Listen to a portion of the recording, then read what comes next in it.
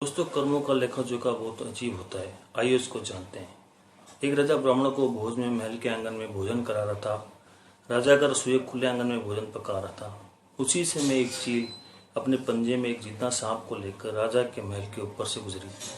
तब पंजों में दबे सांप ने अपनी आत्मरक्षा में चील से बचने के लिए अपने फन से जहर निकाला। तब रसोईया जो लंगर ब्राह्मणों के लिए पका रहा था, उस लंगर में सांप के मुख से निकली जहर की कुछ बूंदें खाने में गिर गई। किसी को कुछ पता नहीं चला। फलस्वरूप वो ब्राह्मण जो भोजन करने आए थे, उन सब की जहरीला खाना खाते ही मौत हो गई।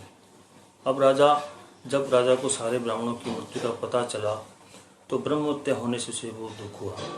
ऐसे में अब ऊपर बैठे यमराज के लिए भी ये फैसला लेना मुश्किल हो गया कि इस पाप कर्म का फल किसके खाते में जाएगा। नंबर 1, राजा जिसको पता ही नहीं था खाना जहरीला हो गया, या नंबर 2, रसोइया जिसको पता ही नहीं था कि खाना बनाते समय वह जहरीला हो गया है, या नंबर 3, वह चील जो जहरीला सांप लिए राजा के ऊपर से गुजरी, या नंबर 4, वो सांप जिसने अपनी आत्मरक्षा में जहर निकाला। वो दिनों तक ये मामला यमराज के दरबार में अटका रहा। फिर कुछ समय बाद कुछ ब्राह्मण राजा से मिलने उस राज्य से आए और उन्होंने किसी महिला से महल का रास्ता पूछा।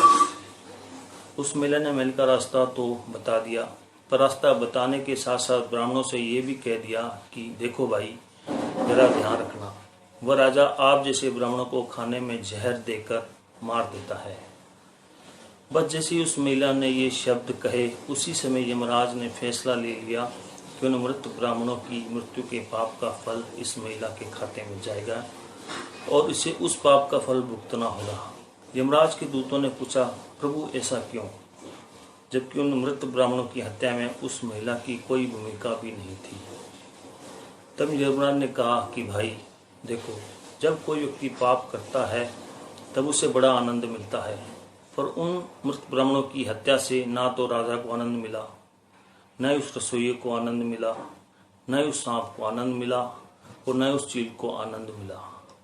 पर उस पाप कर्म की घटना का बुराई करने के भाव से बखान कर उस महिला को जरूर आनंद मिला।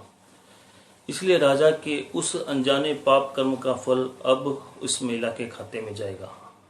बस इसी घटना के तहत आज तक जब भी कोई व्यक्ति जब किसी दूसरे के पाप कर्म का बखान बुरे भाव से करता है, तब उस व्यक्ति के पापों का हिसाब उस बुराई करने वाले के खाते में भी डाल दिया जाता है।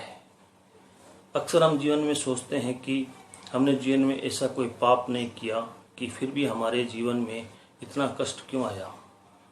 ये कष्ट और कहीं से नहीं, बल्कि लोगों की बुराई करने के कारण उनके पाप कर्मों से आया होता है, जो बुराई करते ही हमारे खाते में ट्रांसफर हो जाता है।